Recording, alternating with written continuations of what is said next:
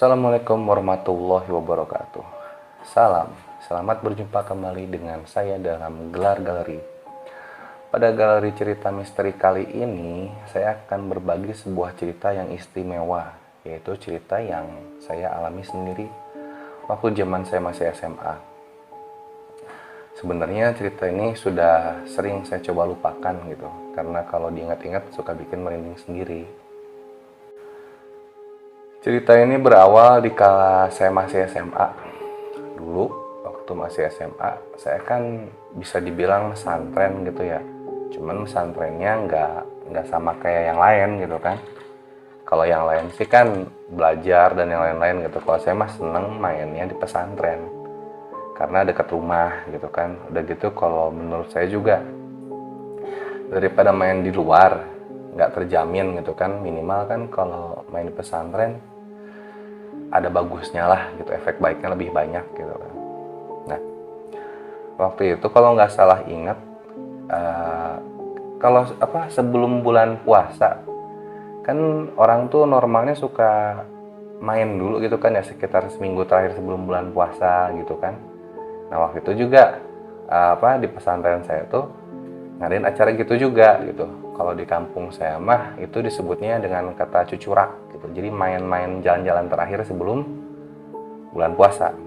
Nah, cucurak kali ini jadi semuanya tuh sepakat kita ke Pelabuhan Ratu aja gitu kan. Karena lebih murah gitulah intinya sih gitu kan. Lagian favorit orang banyak lah. Setelah disepakati hari yang untuk berangkatnya tuh hari apa gitu kan, berangkatlah kami kan. Nah, kami itu berangkat ya naik mobil bak gitu kan, naik mobil bak terbuka. Ya lah, sering lihat kali gitu sebelumnya juga kan. Berangkat ke pelabuhan. Dari sini berangkat pagi-pagi, nyampe ke sana masih pagi juga sih, kayak sekitar jam 9 gitu. Nah, di situ kan maklum ya, namanya juga anak SMA ke tempat hiburan ya langsung fokus acara masing-masing aja gitu kan. Ada yang ngopi gitu kan, ada yang makan, ada yang nyari cewek juga lah gitu kan. Nah, kalau saya mah waktu itu nyari batu-batu hias gitu kan. Soalnya di rumah punya akuarium. Saya ingatnya ke situ. Lumayan kan dapat kerang atau batu-batu lucu lah gitu. Saya nyari batu itu bertiga sama teman saya jalan pinggir pantai. Saya, si Mamat, sama si Asep Kobra kalau nggak salah tuh gitu kan. Lupa lah gitu. Pokoknya pas itu lagi jalan-jalan, kan ngobrol-ngobrol gitu kan, ngobrolin tentang Nyi Roro Kidul. Nah, waktu itu mungkin karena efek umur masih muda, nggak banyak pikiran lah, jadi suka sompral gitu kadang-kadang ngomong. Nah, dulu saya ingat saya ngomong gitu kan, pada teman kan nanya, lo tau nggak gitu katanya tuh, kalau Nyi Roro Kidul kan katanya cantik banget gitu kan. Udah gitu kalau kesini nggak boleh pakai baju hijau lah, ada yang bilang nggak boleh pakai baju merah lah, atau misalkan kalau orang Bogor tuh harus hati-hati lah, banyak lah mitos-mitos di sekitar Pelabuhan Ratu tersebut. Nah, terus saya menanggapinya kan waktu itu dengan, emang bener cakep? Iya cakep. Oh, tapi kan dia kan jin gitu kan ya, bukan makhluk nyata kan. Terus saya bilang gini, ya tapi kalau cakep mah gitu kan ya, asal dia mau masuk Islam mah mau udah nikahin. Saya bilang gitu. Sotoy gitu ya kan, sotoy lah. Nah, setelah puas mendapatkan batu buat ngisi akuarium, nah saya ingat banget ada batu warna kayak batu kuarsa lah gitu, tembus pandang gitu, tapi warna hijau. Itu emang bentuknya agak menarik gitu kan, ukurannya, teksturnya gitu, bagus aja. Pokoknya saya waktu itu dedeh banget sama batu itu, suka lah gitu kan. Dari batu-batu yang lain tuh itu keinget. Dari situ pulang. Pas pulang macet parah. Pulang sebelum asar kalau nggak salah, tadinya kan targetnya biar nyampe rumah itu sekitaran maghrib gitu kan. Tahu-tahu bisa nyampe rumah itu karena macet, akhirnya baru sampai sekitar jam 9 atau enggak setengah 10 malam gitu kan. Nah, pas turun dari mobil bak itu, kita kan ke kobong dulu kan ya, ke kamar di pesantren itu. Nah dari situ terus kan beli ikan juga kan, waktu itu ada oleh-oleh, beli ikan tongkol sama ikan layur. Disepakatin lah gitu, ini ikannya mau dimasak di rumah siapa gitu, soalnya kalau di rumah gua gitu, saya bilang tuh kalau di rumah gua mah nggak ada yang masaknya gitu kan, siapa yang masaknya, soal orang tua kebenaran waktu itu lagi pada pergi. Terus kata si Asep, di rumah saya aja, rumah dia kan di belakang pasar. Ya udahlah, di rumah dia ya kan, ikannya dibawa ke sana. Pas lagi masak ikan gitu kan, lagi bukan masak sih, lebih tepatnya lagi nyiangin lah, lagi nyiapin, kayak dikerok sisiknya, dibersihin jeroannya, terus dipotong-potong, dibumbuin lah kayak gitu kan. Saya mah kan nggak bisa gitu kan, tidak terlatih kerjaan kayak gitu. Akhirnya saya cuma nungguin aja gitu kan, nungguin sambil nonton TV. Dulu mah belum zaman handphone, jadi nggak mungkin ada orang ngomong main handphone gitu, enggak. Dulu mah nonton TV, kalau nggak dengerin radio. Nah saya nonton TV sampai kerasa ngantuk gitu, ngantuk tiduran kan. Nah pas lagi tiduran, nah di sini nih pengalaman apa anehnya gitu kan. Tiba-tiba kayak ada yang dudukin di dada tuh. Jadi gimana sih? Kalau bahasa orang sini itu apa? Erep-erep gitu. Mungkin saya pernah lihat tuh namanya ketindihan setan apa gimana gitu. Pas lagi erep-erep gitu, saya udah bilang kan, perasaan saya udah teriak-teriak gitu kan. Sep, mat gitu. Perasaan saya udah teriak-teriak, tapi saya bingung nih orang kok nggak noleh-noleh. Padahal kelihatan kok sama mata saya sendiri tuh mereka lagi bersihin ikan. Karena kan rumahnya nggak besar juga gitu kan, saya diam di ruang depan gitu kan, yang bersihin ikannya di luar rumah, segimana jauhnya sih masih kelihatan.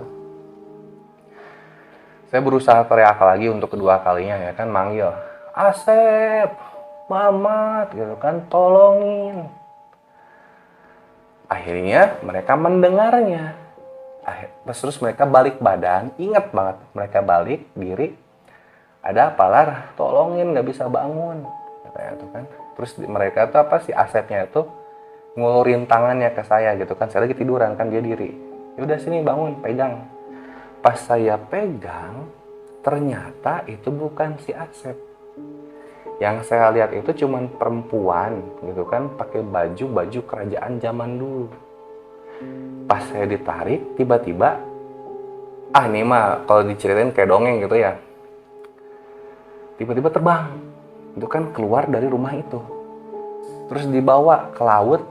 Seingat saya gitu kan, terbang kan cepet gitu kan, saya dibawa ke arah Pelabuhan Ratu lagi, terus ke tengah lautnya, terus tenggelam masuk ke dalam laut gitu kan, nyebur celup. Di dalam laut itu tiba-tiba ada istana lah gitu kan. Nah di istana itu saya dimasukin kan pintu depannya gitu kan, mereka deg-deg, saya masih digandeng aja, seingat saya tuh. Masuk, dibuka pintu gede, banyak pengawal-pengawalnya. Saya masuk ke dalam, banyak lagi orang yang serupa dengan yang gandeng saya, yaitu yang pakai baju kerajaan zaman dulu tuh ngejejer gitu kan. Terus ada tangga aja tinggi ke atas. Di atasnya itu ada, mungkin bisa disebut bangku raja lah gitu kan, tapi di atasnya itu perempuan, bukannya laki.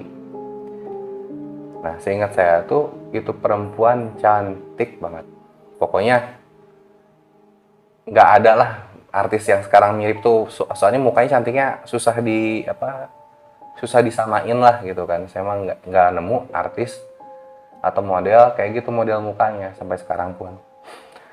Dia turun dari tangga, terus nanya ke saya kan, mana? Katanya mau nikahin saya. Saya kan mikir kan ya, nikahin? Emang siapa yang mau nikahin situ gitu kan? Kenal aja enggak gitu. Terus samar-samar di kuping saya tuh kedengeran banget gitu kan, kecil-kecil lama-lama gede. Dengerannya gini, la ilaha illallah, la ilaha illallah, la ilaha illallah gitu. Hingga saya sadar kan, langsung saya nyebut astagfirullahaladzim. Tiba-tiba saya terbang lagi ke belakang. Pokoknya kayak proses yang pertama tapi kebalikannya aja. Saya ketarik keluar pintu, keluar dari laut, balik lagi ke pasar, ke rumah teman saya, terus masuk lagi ke tempat saya tidur pertama. Pas saya sadar, ternyata saya tuh lagi diriung sama teman-teman saya. Teman saya tuh semua lagi bacaan, gimana sih, lagi ngeriungin gitu, lagi ngumpul di sekeliling saya sambil zikir, la ilaha illallah, la ilaha illallah.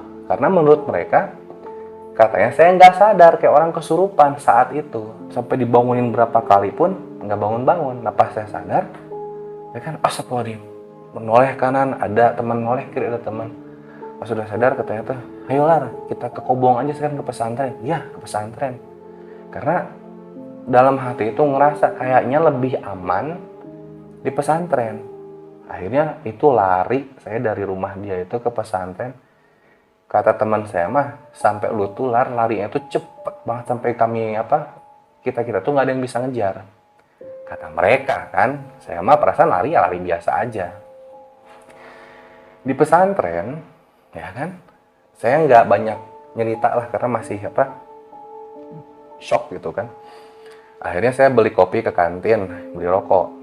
Pas lagi ngerokok gitu ngopi, nyender saya di tembok kan gini kan, tadi apaan ya gitu kan. Pas saya ngerokok, ini kalau tadi sebelumnya kan saya lagi tidur ya, arep-arepnya tuh. Yang kedua itu pas lagi ngerokok, kejadian lagi kayak gitu. Arep-arep lagi, ditindihin setan lagi gitu kan, sampai badan tuh kaku, nggak bisa gerak.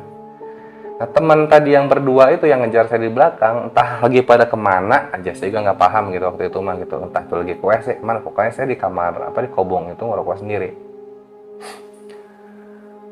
Terus datang lagi lah perempuan yang tadi, dibawa lagi ya saya, dibawa ketemu sama perempuan cantik yang tadi lagi kan, dengan posisi masih di tempat yang sama. Dia nanya, kenapa kamu pergi? Terus saya bilang, saya nggak pergi gitu kan, saya mah ketarik tadi tuh. Oh ya. Nggak lama dari situ dia gandeng saya aja, dibawa aja. Ada sedih kayak di bangunan istana tersebut lah gitulah, ada satu kamar besar, terus dibukain sama dia. Ternyata saya lihat dalamnya tuh itu kayak film harta karun aja, itu udah emas, permata, satu gudang. Terus kata dia tuh, kalau kamu mau nikahin saya, ini punya kamu. Saya bengong aja gitu kan, uset, emas itu kalau dijual berapa itu ya kan duitnya. Dibawa lagi ke kamar sebelahnya, dibuka, dar gitu kan, ternyata isinya tuh ada meja panjang, meja makan panjang dengan bermacam hidangan gitu, bahkan hidangan-hidangan yang saya belum pernah lihat, namanya aja apaan gitu kan. Terus setelah saya cari sekarang baru tahu bahwa ada sebagian hidangan tuh yang namanya kayak garang asem gitu. Saya taunya baru sekarang gitu kan, baru dulu sih nggak tahu itu apaan. Dari situ balik lagi kan, jadi gimana tuh, mau nggak katanya jadi suami saya katanya, ya kan. Saya bingung gitu kan. Terus kata dia kan udah ngambil mas kawinnya. Bingung lagi kan, mas kawin apaan saya ambil. Tuh lihat kata di layar AA. Pas saya lihat di sini itu batu yang saya pulung di pinggir pantai itu yang warna hijau itu ternyata di sini dikalungin.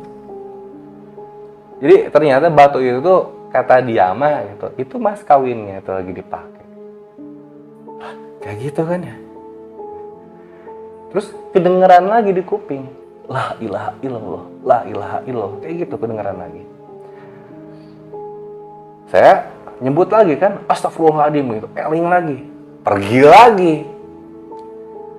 Yang kedua ternyata saya lagi di rumah, di sini di rumah saya aja.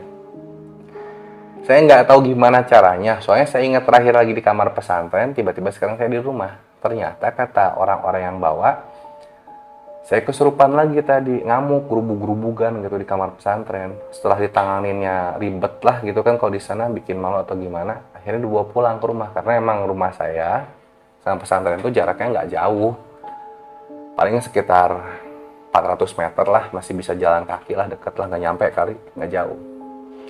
Di situ orang tua saya kan, ibu, almarhum bapak saya, terusnya bahkan yang kiainya pun gitu, aangnya pun kepala pesantrennya, kalau nggak salah inget apa siapa, Bu, nggak ada.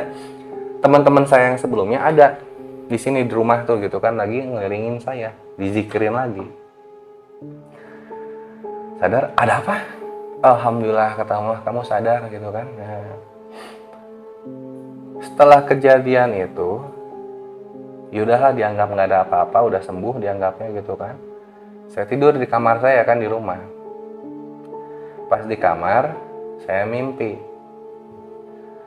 Kata itu diliatin gitu kan di mimpi saya itu gitu kan, ada kakek-kakek lah pakai baju kayak khas-khas film-film wali gitu ya kan, jubah putih, terus pakai udeng di palanya gitu kan, ngasih tahu ke saya gitu kan, Jang katanya, berapa Dek gitu bahasa Indonesia ya Dek. Dia ajak saya ke istana yang di mana, yang di laut itu kan, tuh Jang lihat katanya tuh kan, yang Ujang lihat emas, dia kan nunjukin saya ke harta gudang emas itu kan, tapi dari sudut pandang atas lah. Lihat dalamnya, saya lihat emasnya itu berubah jadi merah dikit-dikit hingga berubah merah jadi darah. Yang di mata saya ngelihatnya. Terus dibalikkan lagi ke pesantren. Pas di tembok pesantren itu, tuh lihat. Nah, kamar saya itu kan pesantren tradisional ya, bukan pesantren modern lah, di mana temboknya kotor, karpetnya aja kotor, kata kasarnya lemarinya udah banyak coret-coret. Lampunya aja cuma pakai lampu 5 watt. Nggak indah lah gitu. Tapi lihat yang benar, katanya tuh tiba-tiba tembok yang kotor tuh berangsur-angsur menjadi putih bersih gitu kan, lampunya tuh yang asalnya cuma 5 watt berangsur-angsur berubah jadi lampu neon putih terang. Nah itu Jang kenyataan mah katanya tuh gitu kan, yang bagus di mata belum tentu bagus hasilnya, yang jelek di mata belum tentu jelek hasilnya. Di situ saya kepikiran, oh mungkin ini maksudnya ngelingin saya gitu. Nah di situ akhirnya saya pulang ke kamar lagi, ya kan, kamar lagi sadar.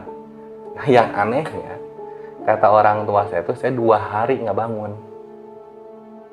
Ingat saya tuh padahal cuma berapa lama sih, paling berapa menit, cuma nganter segitu doang, tapi katanya saya nggak bangunnya di rumah itu 2 hari. Saya juga percaya nggak percaya, tapi kan orang tua yang ngomong, ngapain bohong. Udah gitu pas saya lihat di film-film pun ngakurin sama acara di TV, emang benar saya 2 hari ketiduran ya. Akhirnya orang tua saya memutuskan gitu bahwa hal ini nggak bisa ditanggulangi sendiri. Dia pergi ke pesantren, itu kan ketemu sama pimpinan pesantrennya, yaitu kalau di sini manggilnya kan ada yang mama gitu kan, ada yang AA, ada yang aang gitu, kiainya lah gitu kan. Diceritakanlah masalah saya gitu. Terus kata aangnya itu, setelah ceritain panjang lebar lah, dia nanya gini, mana tuh batunya? Gitu kan, dia bilang gitu, mana batu yang hijaunya tadi? Terus saya bilang, batunya tuh udah ditaruh di akuarium, seingat saya mah gitu kan ya. Terus kata kiainya tuh, kata aangnya tuh bilang, enggak juga tuh di kantong ada, enggak di akuarium, coba periksa di kantong katanya tuh. Pas saya regoh kantong, bener ada. Aneh aja waktu itu. Saya juga nggak pokoknya ada aja waktu itu di kantong yang tiba-tiba gitu. Pas saya seingat saya, ya ini diingatan saya doang gitu kan, kesadaran saya bilang saya udah ngasihin, udah segitu doang. Tapi menurut cerita yang ngeliat sih nggak seperti itu. Katanya itu saya nangis-nangis, teriak-teriak nggak ridho kalau batunya diambil. Padahal saya ingat di kesadaran saya tuh saya ngasih batunya, udah nggak banyak omong apa-apa lagi. Dari situ aangnya kayaknya tuh mencoba menenangkan saya lah ya. Jadi bilang gini katanya tuh, Tar tenang ya, semua santri di sini itu anak AA, nggak ada yang beda-bedain, semuanya itu anak AA, sampai mana juga bakal dibelain. Nggak usah takut katanya tuh, kamu sekarang tunggu aja di pesantren yang tenang, jangan kemana-mana, jangan dulu pulang gitu. Nah, dari situ saya dengar sih gitu kan ya, bahwa kepala aangnya itu kiainya itu ngumpulin anak buah mereka, terus mereka pergi ke pelabuhan sehari pernah. Udah gitu pas balik lagi ngomong aja intinya sih gitu kan, bahwa batunya itu udah dibuang, dibalikin lagi ke laut. Jadi mereka itu udah nggak punya hak sama saya lagi. Terus dia ngomong gitu kan, apa, beliaunya tuh ngomong ke saya gitu kan, makanya lain kali punya mulut dijaga, jangan sompral. Kalau udah kejadian kayak gini mah yang repot semuanya. Ya kata saya juga, ya siapa yang tahu, iya jaga-jaga lah, jangan ngomong asal. Dari situ alhamdulillah nggak pernah ada kejadian aneh-aneh lagi yang berhubungan dengan Nyi Roro Kidul gitu kan. Walaupun saya setelah itu pun sering main ke Pelabuhan Ratu, nggak masalah, nggak pernah ada apa-apa lagi, alhamdulillah. Nah, sekian cerita dari saya gitu kan. Itu cerita saya pribadi, saya yang ngalamin. Mau percaya syukur, enggak pun anggap aja dongeng, tapi itu saya yang ngalamin. Bahkan saksi-saksi matanya pun insya Allah masih pada hidup. Pesantrennya pun masih ada, pimpinannya pun masih orang yang sama. Ya, semoga bisa diambil hikmahnya aja gitu ya. Jadi di tempat-tempat yang terkenal ada apa, berbau mistis gitu ya kan, kita jaga-jaga aja lah, jangan ngomong sompral. Wassalamualaikum warahmatullahi wabarakatuh.